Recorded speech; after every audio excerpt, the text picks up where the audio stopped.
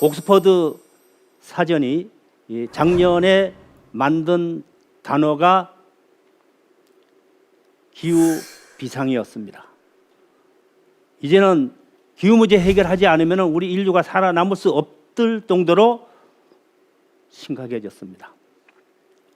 여러분, 지금 코로나 바이러스로 전 인류가 엄청난 공포의 도가니에 빠졌습니다. 세계에서 가장 선진국인 미국을 비롯해서 프랑스, 영국, 이탈리아, 스페인, 일본까지 많은 사람이 생명을 잃었습니다. 참담합니다. 이제는 한 나라가 그러한 문제를 해결할 수 없을 정도로 우리는 공동 운명체가 됐습니다. 왜 이런 일이 일어났을까요? 저는 기후변화와 우리 인간의 마구잡이 개발이라고 생각합니다. 야생 동물이 살고 있는 그 서식지를 우리 인간이 개발하고 그렇게 해서 야생 동물의 몸에 있는 바이러스가 결국 우리 인간에게 침범한 겁니다. 그것도 자주 일어나고 있습니다. 여러분이 잘 아는 사스, 조류독감, 메르스, 그다음에 코로나 바이러스. 그렇다고 보면은 기후변화는 재난과 홍수와 가뭄과 식량 문제, 또 이 문제를 해결하기 위해서는 에너지까지 해결해야 되는 종합적인 문제입니다. 이 문제를 해결하지 않으면은 우리가 가지고 있는 모든 것을 잃을 수 있기 때문에 저는 이제부터 여러분과 함께 기후변화와 지구의 위기에 대해서 함께 생각해 보겠습니다. 여러분, 노벨상 받은 사람이 어떻든 세계적인 석학이죠. 노벨상 받은 50명을 대상으로 설문조사를 했습니다. 그 설문조사를 했더니 압도적으로 많이 나온 게 뭡니까? 기후환경 문제입니다. 두 번째는 핵전쟁입니다. 여러분 잘 아시죠? 1945년 8월 6일, 8월 9일 히로시마 나가사키에 핵을 투하해서 순식간에 수십만 명이 생명을 잃었습니다. 지금의 핵무기는 그거와 비교할 수 없을 정도입니다. 그렇다고 보면은 우리가 지금 해결해야 될 가장 중요한 것은 기후 환경 문제와 전쟁입니다.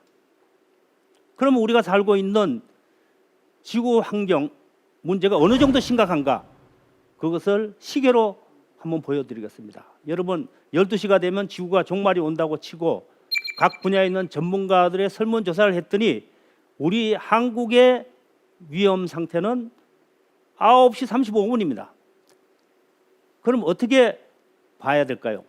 시계가 0시부터 3시까지는 좋은 상태입니다. 3시부터 6시까지는 보통입니다. 6시부터 9시까지는 나쁨입니다. 그리고 9시부터 12시까지는 위험한 거죠.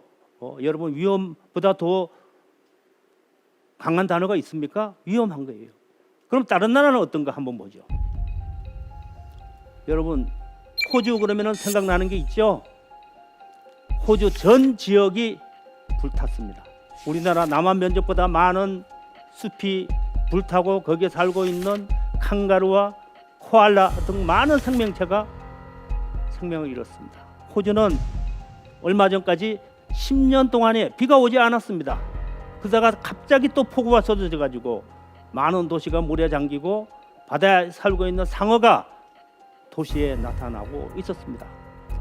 그 다음에 유럽, 여러분 서유럽이 작년에 얼마나 더웠습니까?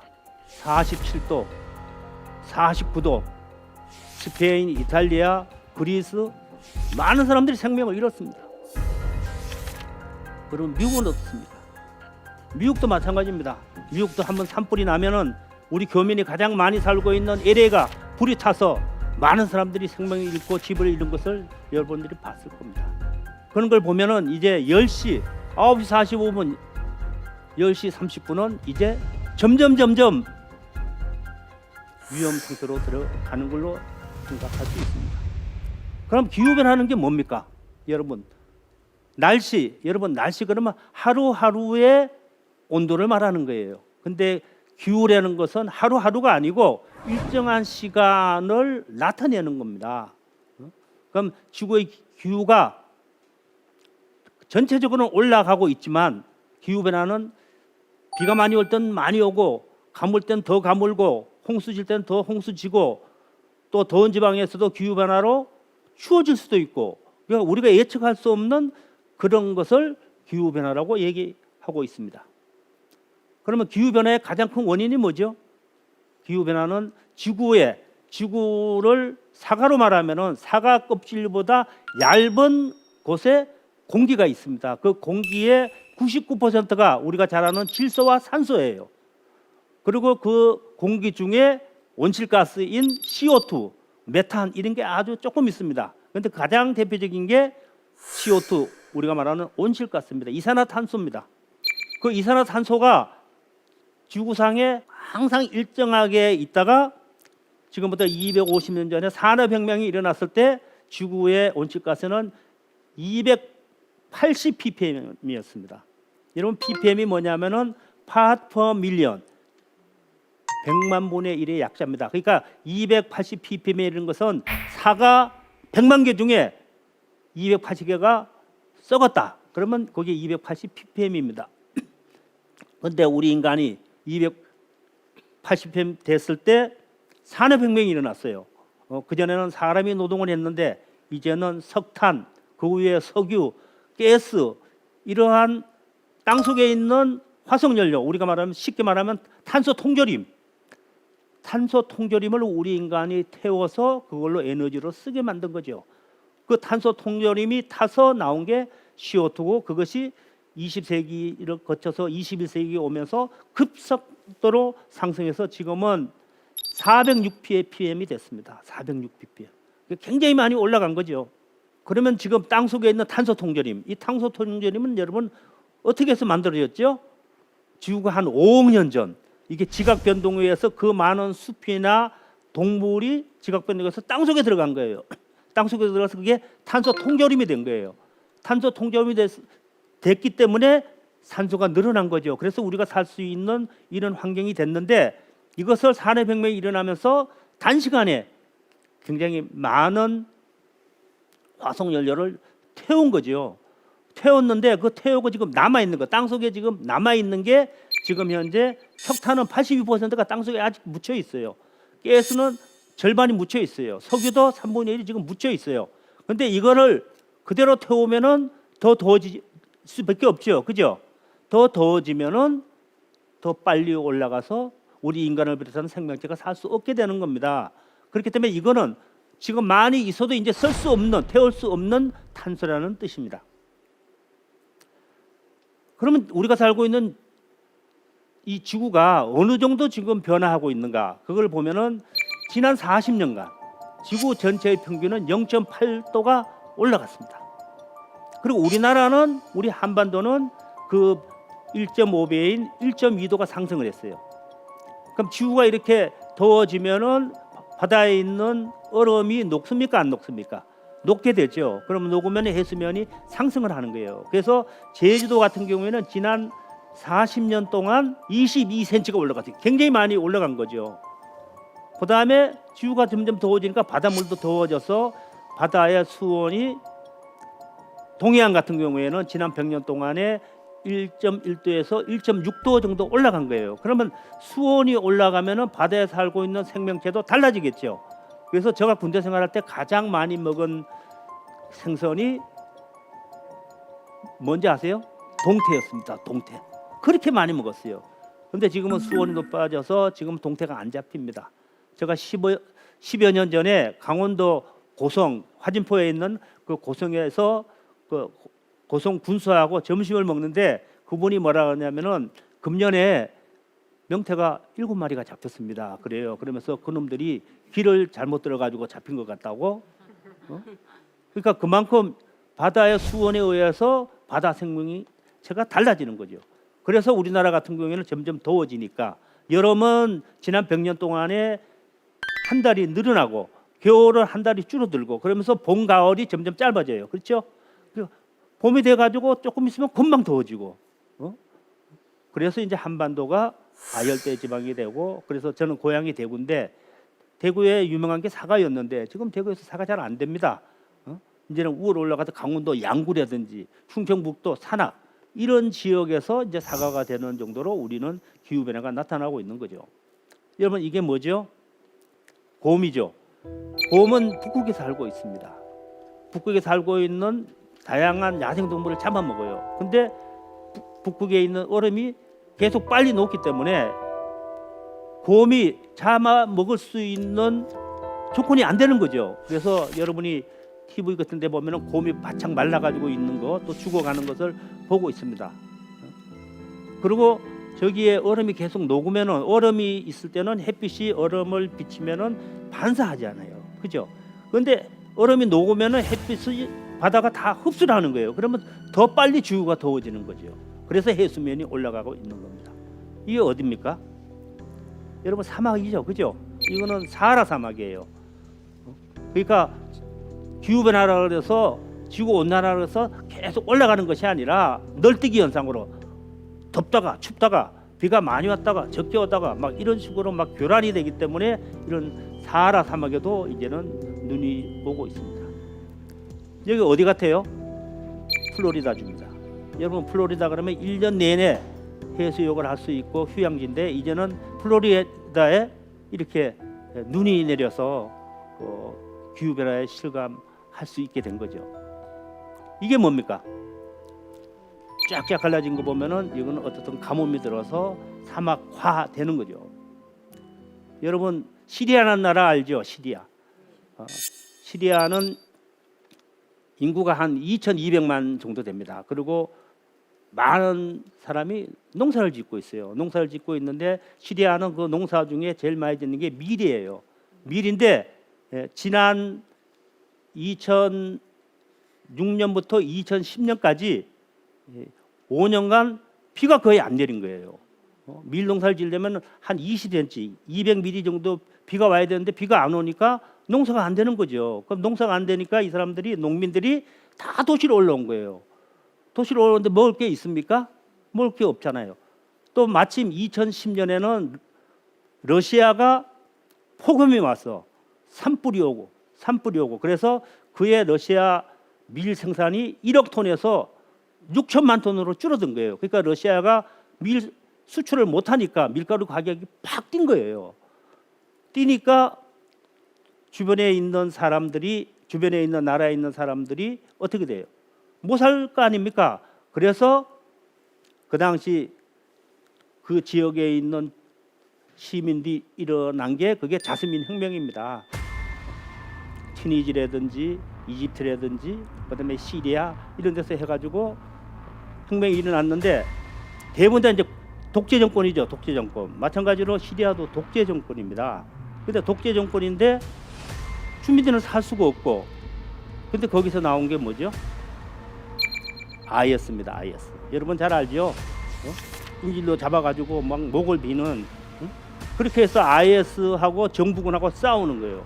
싸우니까 거기 살고 있는 주민들이 얼마나 불안합니까? 그래서 환경 난민들이 주변에 있는 나라로 막 가기 시작했어요. 그래서 주변에 있는 터키에는 한 100만 명의 난민이 가고 그다음에 그 많은 난민들이 어디로 가야 됩니까? 그 사람들이 유럽으로 막 탈출한 거예요. 그래서 조그만 배에다가 콩나무 실듯이 사람이 꽉 차가지고 가다가 그게 난파돼가지고 2015년에 터키 해변가에서 3살 된 어린이가 시체로 발견됐습니다.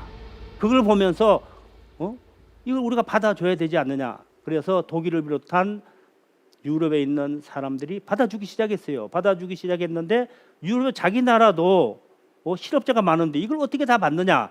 그래서 그걸로 문제가 돼서 영국 같은 경우에는 EU에서 탈퇴를 하게 된 거예요. 그러니까 기후 난민 저걸로 인해서 기후 난민이 1,500만 명이 생겼는데 이 사람들이 어디로 갑니까? 만약에 우리나라 같은 경우에 난민이 한 100만 명이 생긴다 그러면 우리나라 같은 선진국도 100만 명을 어떻게 우리가 처리할 수 있습니까? 그만큼 기후 변화 이 문제는 이제 국가 안보 우리가 과거에는 국가 안보 그러면 군인 전쟁 이걸 생각했는데 이제는 기후 문제가 국가 안보 차원에서 다뤄야 될 문제를 해결하는데 가장 중요한 건 뭐죠? 에너지를 적게 쓰고 에너지 화석 연료 대신에 자연 에너지, 햇빛이라든지 바람이든지 땅속에 있는 지열이라든지 파도의 힘을 이해하든지 그렇게 해서 자연 에너지를 빨리빨리 확대해야 되는데 그 빨리빨리 확대하는데 가장 앞선 나라가 스웨덴입니다. 스웨덴은 금년에 서구로부터 완전 석탄이 아니라 석유로부터 완전 독립할 방침을 선명했습니다. 영국, 여러분 영국 그러면은 세계에서 제일 먼저 산업혁명이 일어나고 그다음에 석탄을 많이 사용하고 그래서 굉장히 많은 사람이 런던 살인스모그로 생명을 잃었는데 2025년 앞으로 5년이죠 안에 석탄 발전소를 모든 걸 다 중단시키기로 했습니다. 중단시키기로 했는데 얼마 전에 이것도 너무 늦다. 그래서 1년을 단축해서 2024년에 영국은 석탄 발전소가 하나도 없게 됩니다. 여러분 우리나라 석탄 발전소 몇 개죠? 우리나라 석탄 발전소 60개나 있습니다. 그리고 또 서울 계획을 가지고 있어요. 독일은 석탄 발전소는 조금 늦습니다. 2038년에 독일은 석탄 발전소를 다 폐쇄하고 그 대신에 여러분 잘 아는 2011년 후쿠시마 원전이 폭발해 가지고 원전이 얼마나 무서운가를 알고 독일 사람들은 원전 17개의 원전을 2022년 내후년에 전부 다 폐쇄하기로 결정을 했습니다. 여기가 어디입니까? 여기는 독일에 있는 남부 지역의 프라이부르크. 지금은 세계 환경 수도라 그럽니다. 여기는 날씨가 따뜻해서 와인 생산으로 아주 유명한 데예요. 근데 이 지역에 1960년대에 원자력 발전소를 만들겠다. 그러니까 그 주민들이 찬성하겠습니까? 반대하겠습니까? 반대하는 거죠. 반대하니까 추진하는 쪽에서 야, 너네 반대하면 그럼 전기는 어떻게 쓰려고 그러느냐? 그랬더니 우리는 우리의 힘으로 한번 해보겠다. 그래서 그 지역에 살고 있는 교수, 과학자, 선생, 그다음에 지역에 있는 주민들이 노력을 해서 그러면 자연 에너지인 태양광으로 한번 해보자. 그래서 태양광을 이렇게 집집마다 다 달고 쓰레기나 이런 것도 유기물질도 전부 다 그거를 발효시켜서 바이오로 만들고 풍력을 세우고 자동차 대신에 자전거로 가게 하고 그렇게 해서 가장 생태 친화적인 도시로 거듭난 거죠. 거듭난 겁니다. 이건 뭐죠? 아까 그거는 태양광이고 햇빛을 전기로 만드는 거고 요거는 태양열입니다. 태양열. 저게 태양열인데 저것이 인도에서는 굉장히 많이 발전돼 있어요. 그래서 인도에 있는 큰 사원이 있는데 그 사원에 3만 명의 사람들을 치사할 수 있는 그런 시스템까지 만들었습니다. 그러니까 자연을 잘 활용하면은 화석 연료 하나도 쓰지 않고 할 수 있다는 사례죠. 그다음에 이건 뭐죠? 여러분 세계에서 가장 부가가치가 높은 기업이죠. 애플. 여러분 뭐 핸드폰도 만들고 뭐 하지만은 이 애플의 본사입니다. 본사. 캘리포니아에 있는데 저기에 12,000명이 근무하는데 거기에 쓰는 조명, 냉난방을 전부 다 태양광. 그 양이 어느 정도냐면은 17,000kW. 그거를 태양광으로 생산해서 에너지, 화석 연료 하나도 쓰지 않는 그런 기업입니다. 여러분 한 10여 년 전에 전기 자동차로 전기 배터리로 해가지고 전기 자동차로 세계 일주한 적이 있어요. 그런데 이거는 태양광으로 햇빛으로 비행기가 세계 일주를 했습니다. 여러분 세계 일주하는데 태평양을 건너야 되잖아요. 그 태평양을 건너는데 저 태양광으로 간다는 게 얼마나 힘들겠어요. 기적적으로 성공했습니다. 앞으로 태양광으로 햇빛으로 비행기가 뜨는 날이 멀지 않았습니다.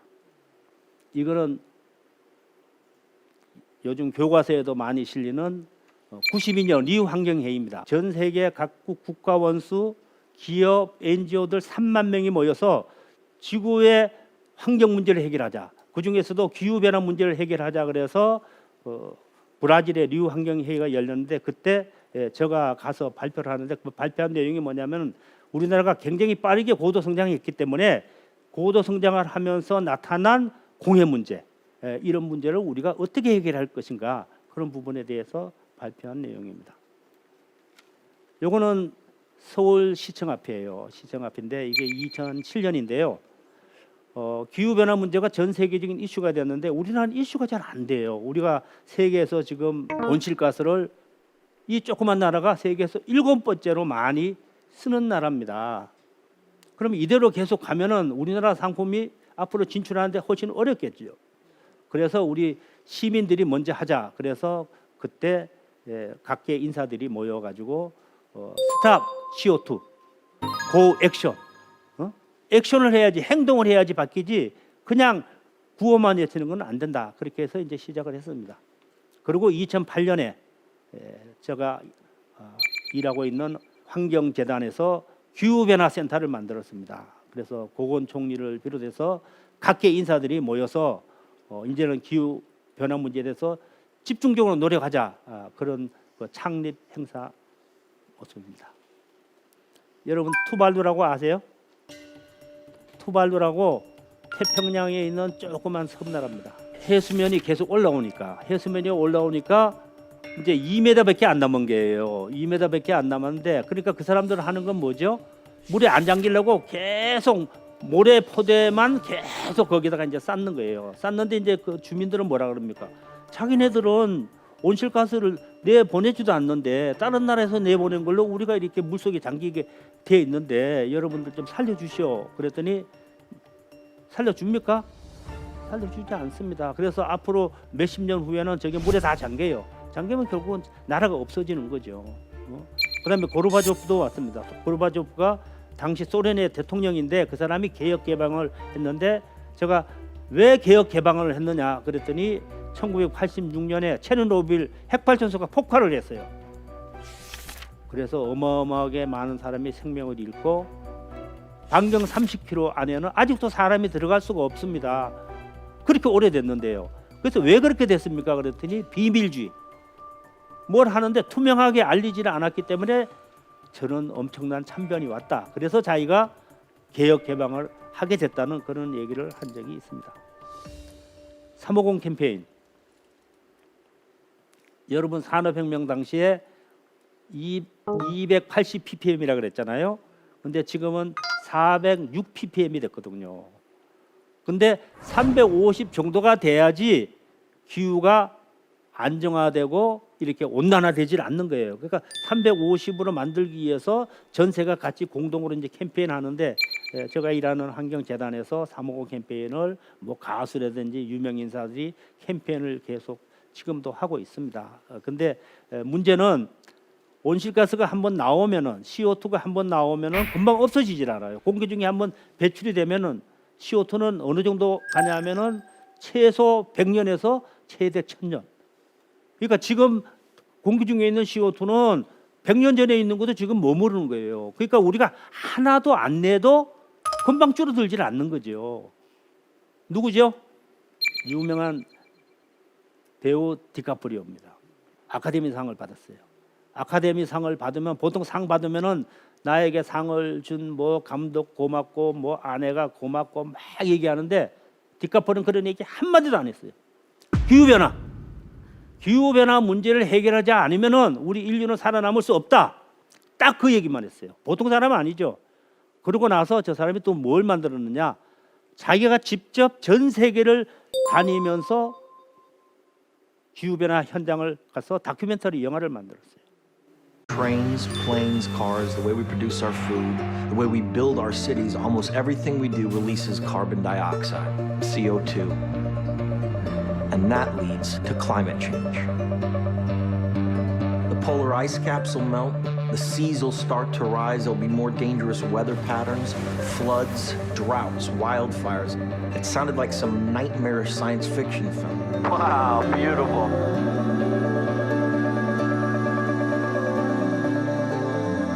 I just want to know how far we've gone, how much damage we've done.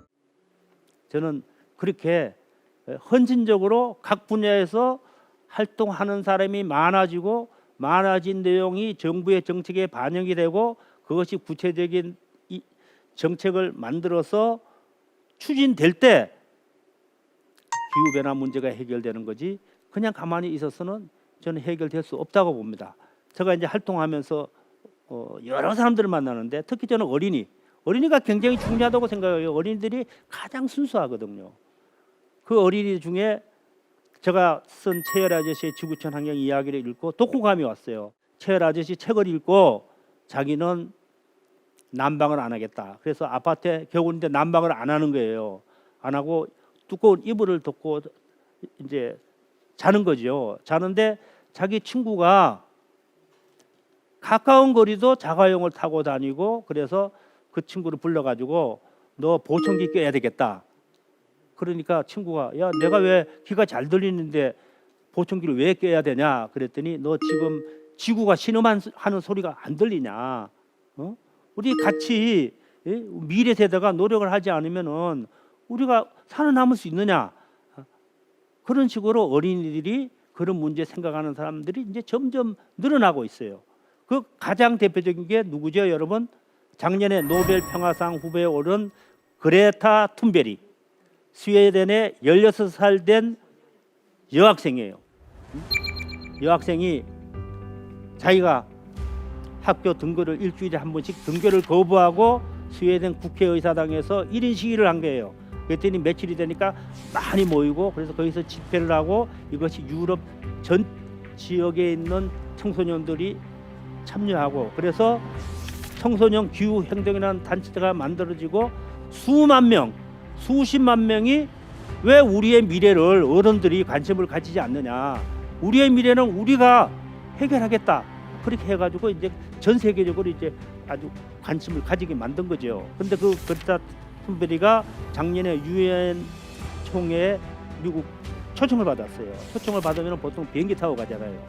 비행기를 안 타고 바람으로 가는 배를 타고 15일 동안의 대서양을 건너가지고 연설을 했습니다. People are suffering. People are dying. Entire ecosystems are collapsing. We are in the beginning of a mass extinction, and all you can talk about is money and fairy tales of eternal economic growth. How dare you! 그걸 보면서 제가 얻은 결론은 뭐냐면은 우리가 이렇게 기후 변화 문제가 심각하다 그러면은 심각한 것을 해결하기 위한 구체적인 노력이 있어야 되잖아요. 구체적인 노력. 개인이 해야 될 노력, 기업이 해야 될 노력, 정부가 해야 될 노력. 이것이 하나로 합쳐지고 또 각 나라가 같이 해결할 수 있는 이런 내용을 채워야 되는데 이런 내용을 채우는 것이 아까 말씀드린 대로 92년 리우 환경회의에 지금부터 몇 년이 됐죠? 28년이 됐잖아요. 28년이 됐는데 양보를 안 하는 거예요. 양보를.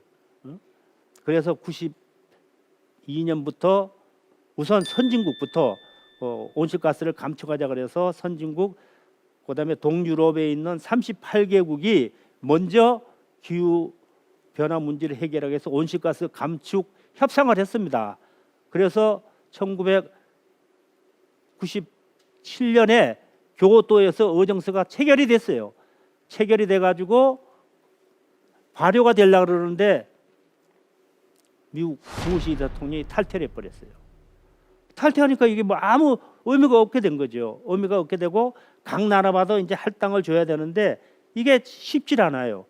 왜 쉽지 않느냐 하면은 개도국은 선진국 너네가 온실가스를 많이 써서 이렇게 피해를 줬는데 왜 우리가 같이 할당을 받느냐. 그러니까 우리는 도리어 너네들이 재정 지원을 하고 기술 지원을 해라. 또 선진국은 같이 하자. 그렇게 해서 이게 합의가 안 되다가 2015년 파리 기후변화 총회에서 합의가 됐습니다. 그 합의가 뭐냐면은 자기 나라별로 다 스스로 할당을 써라. 그거 제일 쉽잖아요. 그래서 이제 할당을 썼어요. 우리나라도 썼습니다. 할당을 썼는데 할당을 써가지고 다 합히니까 그대로 하면은 해결이 안 되는 거예요. 점점 더워지는 거예요. 그래서 5년 단위로 할당을 점점 나사를 조이듯이 조여서 이제 기후 문제 해결을 하기 위해서 이제 하는 걸로 이제 의견을 모았는데 그것도 그렇게 쉽지 않습니다. 그래서 저는 이제 그런 문제를 해결하기 위한 구체적인 전략이 나와야 되고 또 기술 지원을 해야 되고 또 이것을 하기 위한 정부 시스템도 바꿔야 되고 우리나라 같은 경우에는 환경 문제를 환경부에서 하는데 그 에너지 문제는 또 어디서 하냐면은 산업통상부에서 하는 거예요.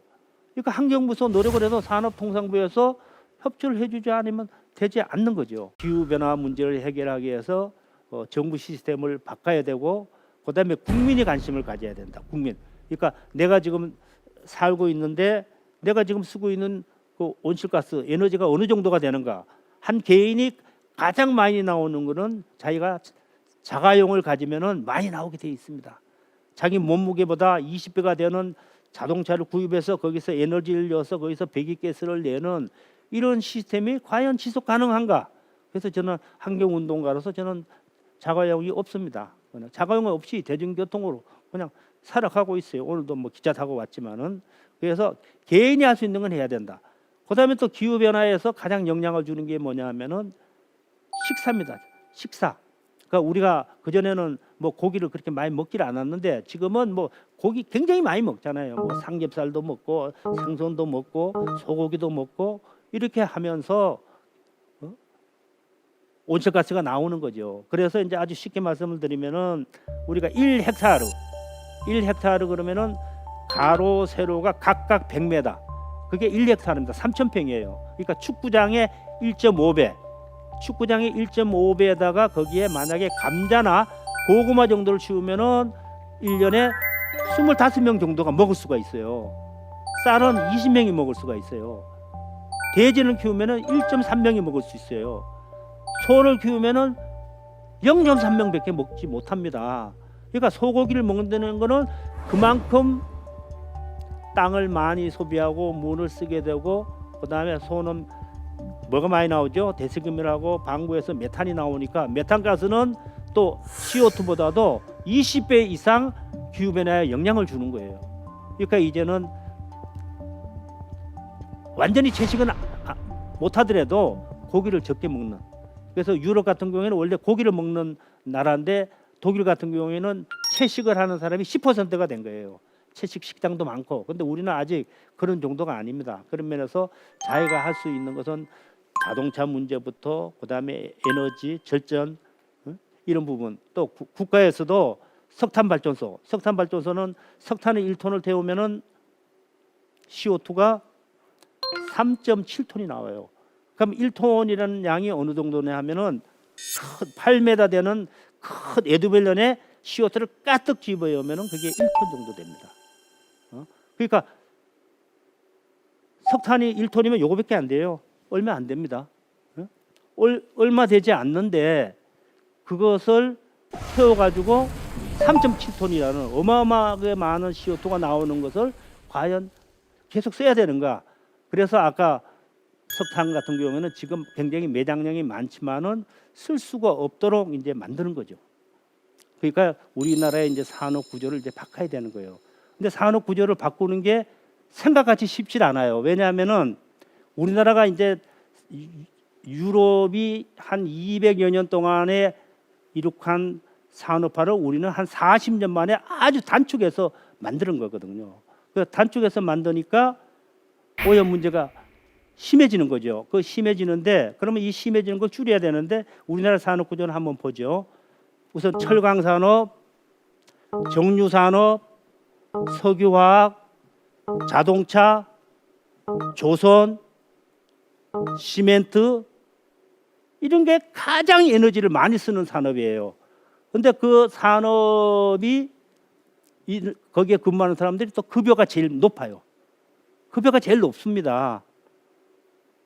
그러면은 전체적으로는 이것을 빨리 전환을 시켜야 되는데 거기에 일하는 사람들은 자기의 일터를 잃게 되잖아요. 일터를 잃게 되니까 그거를 바꾸질 않는 거예요. 바꾸질 않는 거예요. 그럼 이제 대안을 만들어야 되는데 전 대안이 있다고 봅니다. 왜냐하면 벌써 다른 나라에서 하고 있거든요. 우리나라에서 아까 조금 전에 얘기한 거기에 근무하는 사람들이 대강 80만 명 정도 돼요.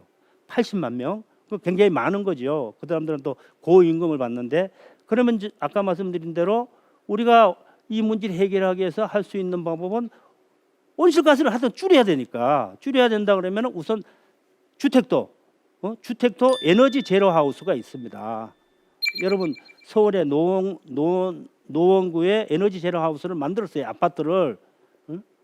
그러니까 아주 조금의 에너지를 가지고 되는 거예요. 태양광도 붙이고 단열도 하고 아주 절전 시스템 만들어서 이제 하는 그런 집으로 가야 되는 거죠. 그다음에 자동차도 우리가 지금 경유나 가솔린을 많이 쓰는데 이거 대신에 태양광으로 전기를 생산해서 태양광으로 전기 자동차로 가면은 CO2가 하나도 안 나오는 거 아닙니까?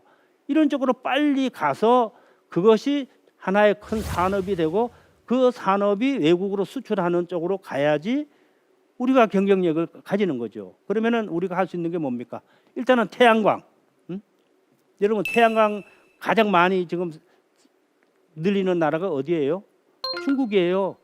중국이 태양광 가장 많이 늘리고 있습니다. 그다음에 인도, 미국, 유럽 굉장히 빠른 속도로 태양광 늘리고 있어요. 그러니까 태양광은 처음에는 굉장히 비싸지만은 이것이 기술 혁신이 되고 대량 생산을 하면서 태양광 가격은 1년에 10%씩 계속 생산 가격이 떨어지는 거예요. 떨어지는 거예요. 그럼 우리도 빨리 그걸 해야 되는데 그런 쪽에 재정 지원도 하고 그래서 빨리 하는데 그 부분이 우리가 취약한 거죠. 그러면 한번 생각해 봅시다. 우리가 지금 우리나라와 같은 이런 조건에서 우리가 지금 우리나라에서 그래도 가장 수출을 많이 하는 산업이 뭐죠? 과거에는 핸드폰인데 지금은 반도체예요. 그죠? 여러분 반도체 원료가 뭐죠? 반도체 원료가 모래입니다. 모래예요. 그 모래를 가지고 녹이면은 그게 유리가 되는 거죠. 그죠? 모래하고 시멘트하고 섞어서 만들면은 그게 콘크리트가 되는 거예요. 그죠? 근데 그 모래를 가지고 폴리실리콘이라 그래서 모래의 순도를 99.99999 나노 정도로 만들면 그게 폴리실리콘이 됩니다. 그 폴리실리콘에다가 은을 입혀 가지고 그걸 하면은 그게 태양광 발전이 되는 거예요. 같은 모래를 가지고 토목 사업을 할 것인가? 같은 모래를 가지고 반도체를 만들 것인가? 그 반도체를 만들면 어떻게 되는 거죠? 조그만 핸드폰에 모든 정보가 다 들어가야 하잖아요. 그 칩이. 지금은 정보의 시대지 물동량의 시대가 아닙니다. 물동량이 늘어나는 것보다 정보가 훨씬 많이 늘어나니까 우리는 그런 산업 쪽으로 가야 되는데 우리는 석탄, 석유, 가스 하나도 안 나는 나라가 다 수입해 가지고 우리나라도 가공하는 단계에서 물도 많이 쓰고 미세먼지도 많이 나오고 온실가스가 많이 나오는 이런 산업으로 가는 것은 이때까지는 그렇게 해가지고 3만 달러를 올렸는데 이제는 더 올라갈 수가 없는 거죠. 그래서 제가 미세먼지가 심할 때 강연하면서 제가 물었어요. 여러분 우리가 아주 공기가 무진장 나쁘면서 작년이나 저작년 봄에 공기가 너무너무 나빴어요. 그러니까 공기가 이렇게 아주 나쁘면서 3만 달러를 원합니까? 아니면 공기가 좋아서 마음 놓고 애들이 밖에서 뛰어놀 수 있는 그런 쪽에 공기를 만들면서 2만 5천 달러를 원합니까? 그랬더니 3만 달러에 공기 나쁜 거 선택하는 사람이 없어요. 그만큼 공기가 중요하잖아요. 삶의 질이 중요하잖아요. 그런 면에서 저는 우리가 이 좁은 나라에서 앞으로 국제 경쟁력을 가지려고 그러면은 그 코로나 바이러스에서 우리가 얼마나 빠르게 대응을 했습니까? 그래서 우리가 이때까지 선진국 그러면은 미국 뭐 유럽인 줄 알았는데 그 사람들이 도리어 우리나라가 너무 잘한다. 진단 키트를 빨리 보내달라. 이런 거와 마찬가지로 우리나라 같이 이 좁은 나라에 부존 자원이 없는 나라가 새로운 형태의 환경도 살리고 경제도 살릴 수 있는 그런 시스템으로 가서 그것이 전 지구적으로 확대가 되면은 환경 문제도 해결할 수 있고 경제 문제도 해결할 수 있지 않나 이런 생각입니다. 그래서 결론을 말씀을 드리면은 우리가 살고 있는 이 행성, 지구라는 행성은 흥청망청 막 쓰기에는 부족한 행성이에요. 근데 우리가 아끼고 그다음에 잘 가꾸어서 제주 올레길이나 이런 식으로 해서 차를 안 타고 직접 걸어 다니고 음악도 듣고 박물관도 가고 바닷가를 거니는 이러한 절제하면서 삶의 질을 높이는 쪽으로 가면은 지구는 굉장히 풍성한 지구라고 생각을 합니다. 물질적인 욕망을 끊임없이 가질 때는 결국은 파탄이 온다. 그 파탄은 우리에게도 영향을 주지만 우리 다음 세대가 어떻게 삽니까? 저도 손자가 있지만 진짜 손자가 진짜 과연 이러한 기후 환경 문제, 뭐 바이러스 문제, 재난 이런 거에서 어떻게 견딜 것인가 이런 생각을 하면은 우리 어른들이 이런 문제에 대해서 훨씬 적극적으로 관심을 가져야 되고 또 그렇게 하려면은 우리가 투표를 할 때도 진짜 환경 문제에 대해서 기후 문제에 대해서 삶의 질의 문제에 대해서 적극적으로 노력하는 후보에게 투표를 해야 되는데 이때까지는 어떻게 됐습니까? 뭐 도로를 짓는다, 뭐 다리를 놓는다, 큰 건물을 짓는다. 하여튼 에너지를 많이 쓰는 이런 쪽에 있는 후보를 선택했기 때문에 결국은 우리의 환경이 이렇게 나빠지지 않았나 이런 생각이 듭니다. 그런 면에서 다시 한번 정리를 하면은 이제 선진국이라는 것은 물질적으로 풍요한 것만으로 선진국이 될 수 없다. 물질적으로 풍요한 것보다 삶의 질을 높이는 쪽으로 가면서 문화적인 생활을 할 수 있는 쪽으로 우리가 전환해야 되지 않는가. 그러려면은 정부가 기업에 절대 해주지 않습니다. 절대 해주지 않아요. 그거는 우리 국민들이 또 환경 문제에 관심을 가진 사람들이 힘을 합치고 환경 단체를 만들고 감시하고 실천하고 그렇게 해서 또 다른 나라에 있는 환경 단체와 연대하고 이런 식으로 해야지 기후 환경 문제를 해결할 수 있지 않나 이런 생각이 듭니다. 그런 면에서 저는 제가 이때까지 한 40년간 환경 운동을 하면서 얻은 결론은 이제는 기후 환경 문제가 모든 분야하고 다 연결되어 있다. 그러니까 이 문제를 풀면은 다른 부분도 다 풀린다고 생각합니다. 빈곤의 문제라든지, 그다음에 질병, 평등의 문제 이런 거가 다 해야 되는데 그것은 새로운 형태의 일자리를 창출하면서 환경도 살릴 수 있는 좋은 하나의 모델을 우리가 제시해야 되지 않나 이런 생각.